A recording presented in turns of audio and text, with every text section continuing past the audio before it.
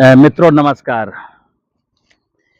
मैं बार बार प्राकृतिक खेती की बात करता हूं और यथार्थ की बात करता हूं। तो आज मैं देखिए मेरे पास ये मेरा छोटा सा फार्म हाउस है। एक वीडियो मैंने अभी इसी की बनाई थी। आज आपको विस्तार से बताते हैं कार्बन के बारे में। कार्बन एक वो चीज है कि पूरे संसार को गवर्न करता है। विदाउट कार्बन यहाँ कुछ नहीं। और जब भोजन की बात आती है तो कहना ही क्या। हमारी मिट्टी की जब फर्टिलिटी की बढ़ाने की बात करते हैं कि सॉइल की फर्टिलिटी को बढ़ाना है, तो सॉइल की फर्टिलिटी को बढ़ाने में एक कार्बनिक पदार्थ की भूमिका, बहुत अहम भूमिका है। ये मेरे सामने कार्बनिक पदार्थ है। इसको कार्बनिक पदार्थ बोलते हैं। ढेर सारा कार्बनिक पदार्थ हम अपने इस छोटे से फार्म हाउस का एक तिनका भी नहीं जलाते हैं ना, एक तिनका मैं बाहर फेंकता हूं।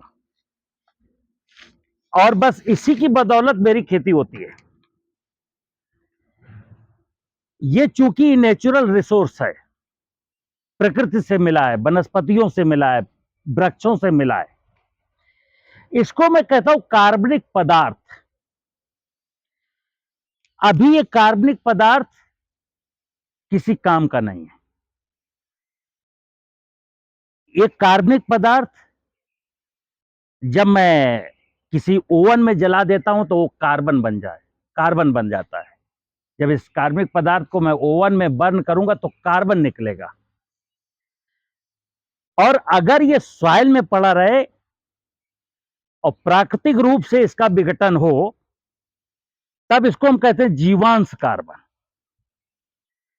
तो ये मान लीजिए मेरे सामने 10 कुंटल कार्बनिक पदार्थ है। तो कार्बनिक पदार्थ में जब जीवांश कार्बन बनता है तो 58% बनता है। तो 10 कुंटल कार्बनिक पदार्थ में 5 कुंटल 80 किलो जीवांश कार्बन आपको मिलेगा। और इस कार्बन में जैसे कई लोग कहते हैं कार्बन हवा में उड़ता। मैं पीछे वीडियो देख रहा था, जाने क्या क्या लोग बोलते हैं कि कार्बन उड़ जाता है। कार्बन नहीं उड़ता। कुछ लोग बोलते हैं इस कार्बन में नाइट्रोजन 10% होती है। आपने बोला CN रेशियो 10:1। अगर X क्वांटिटी कार्बन की है तो उसमें से 10वां हिस्सा नाइट्रोजन का है। ये बिल्कुल अफवाह है। इस कार्बनिक पदार्थ का साइंस समझें कि ये बाग बगीचों की पत्तियां हैं, घास है, जैसे घास है।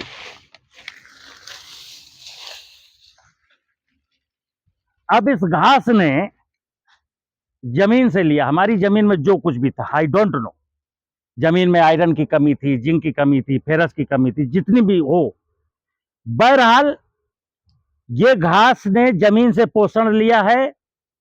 14 एलिमेंट इसको जमीन से मिले। उसमें नाइट्रोजन का वैल्यू हालांकि ज्यादा है। जैसे धान गेहूं की खेती में मैं कहता हूं 120 किलोग्राम नाइट्रोजन की जरूरत होती है। तो नो डाउट इस घास ने जमीन से नाइट्रोजन ज्यादा ली है। फिर फास्फेट की मात्रा है, फिर पोटास की मात्रा है, फिर ट्रेस एलिमेंट है। तो कार्बन में आपने सुना होगा कि जमीन से पौधा जब लेता है तो 5% एनर्जी पौधा जमीन से लेता है। शेष 95% एनर्जी कार्बन, हाइड्रोजन, ऑक्सीजन के रूप में एटमॉस्फेयर, क्लाइमेट से लेता है।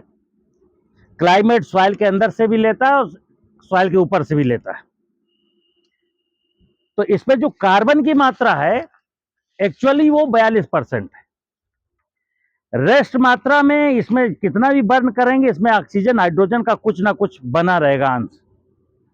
तो इस कार्बनिक पदार्थ में मात्र 2 से 2.5% नाइट्रोजन होती है। नाइट्रोजन सेंट की तरह है, इत्र की तरह है। नाइट्रोजन अगर पानी के टच में आती, पानी फ्लडिंग हो जाती है खेत में, और नाइट्रोजन जीवाणुओं ने बना दिए। चाहे आप यूरिया की नाइट्रोजन की बात करें या इस कार्बनिक पदार्थ से जो नाइट्रोजन निकलेगा उसकी बात करें, पानी के साथ मूवमेंट करके नीचे जाएगी और खेत अगर ड्राई हो जाएगा तो एटमॉस्फेयर में चली जाएगी। इसीलिए मैं कहता हूं कि नाइट्रोजन अगर कोई रोक सकता है तो जो ये पदार्थ कार्बनिक पदार्थ है, जब ये भीग जाएगा, नमी पा जाएगा, इसमें ढेर सारे माइक्रोब्स अपना फंक्शन करने लगेंगे तो वो माइक्रोब्स उतना ही निकालते हैं जितनी क्रॉप को जरूरत होती है। एक बहुत प्यारा सा प्रकृति का नियम है, जैसे जंगल में कोई नाइट्रोजन का लॉस नहीं है। जंगल में चूंकि कार्बनिक पदार्थ गिरता है, कार्बनिक पदार्थ सड़ता है, वहां पर माइक्रो ऑर्गेनिज्म ढेर सारे होते हैं। तो वनस्पतियों को क्या चाहिए, कितना चाहिए, उसी के अनुसार वो तय होता रहता है। प्रकृति का ये व्यवस्था है, आदमी को समझ में नहीं आएगी। और क्योंकि अगर कोई समझना भी चाहता है तो लोग उसको समझने नहीं देते। विज्ञान बीच में घुस जाता है, टेक्नोलॉजी बीच में घुस जाती है। तो मैं क्या कहता हूं मित्र, अपने खेत में कार्बनिक पदार्थ की मात्रा बढ़ानी है। जितना ज्यादा कार्बनिक पदार्थ होगा उतना ही ज्यादा जीवांश कार्बन होगा। और वेद का सूत्र है जीवे जीवाहार। फिर मैंने बोला सॉइल से जो प्लांट को चाहिए, रियलिटी में जो प्लांट को चाहिए वो जीवांश चाहिए, जीव का अंश। जैसे ये कार्बनिक पदार्थ प्लांट के काम का नहीं है। जब ये विघटित होगा तो विघटित पदार्थ भी प्लांट के काम का नहीं है। इसमें जो जीवाणु डेवलप होंगे, जीवाणु जब मरेंगे तो मरे हुए जीवों का अंश, रियलिटी में मरे हुए जीवों का अंश ही फसलों का शुद्ध भोजन है। वो भोजन कंप्लीट फूड की तरह है, उसमें सारे एलिमेंट होंगे। अन्यथा अगर मैं उस साइंस को इग्नोर कर देता हूं, प्रकृति की साइंस को, तो आप क्या देते हैं खेत में? आप खेत में देते हैं नाइट्रोजन, फास्फोरस, पोटास, कुछ लोग जिंक, कुछ लोग सल्फर। अब इसीलिए तो लोगों को कहते हैं कि फसलों में डिफिशियंसी, कई बार तो बीमारी जो है ना डिफिशियंसी सिम्टम्स के कारण होती है। मुझको बीमारी लगती है, मैं फंजीसाइड डालता फिरता हूं। मित्र, ये जीवांश कार्बन वो चीज है, ये कार्बनिक पदार्थ वो चीज है कि अगर इस कार्बनिक पदार्थ को खेत में मैंने बढ़ा दिया तो सॉइल मेरी हेल्दी हो जाएगी। ये कार्बनिक पदार्थ और पीछे समय में जो आप लाभदायक सुख जीवाणु मार आए हो, जिनको मैं जीवामृत के माध्यम से इनाकुलेट करने की बात करता हूं, दो चीजें अगर मैनेज कर ली और सॉइल ठीक हो गई, धरती मां ठीक हो गई, तो बीमारी ना फसल में है और ना बीमारी मनुष्य में है। क्योंकि मैं जब मां मुझे जो भोजन देगी, मां ने जो भोजन क्रॉप को दिया तो उसमें कोई बीमारी नहीं आनी। और उस क्रॉप का जो खाद्य पदार्थ है मैंने खाया तो मुझ में भी कोई बीमारी नहीं आनी। लेकिन अगर मां में कुछ ही पोषक तत्वों की कमी थी तो ये बीमारी लॉन्ग टर्म तक चलती है। फसलों को कितने प्रकार के माइक्रो न्यूट्रिएंट देंगे, फिर जो न्यूट्रिशन क्रॉप में कमी थी तो वो न्यूट्रिशन की कमी मेरे अंदर भी आएगी। उसी के कारण मुझको शुगर होगा, बीपी होगा, कैंसर होगा, ये होगा, वो होगा।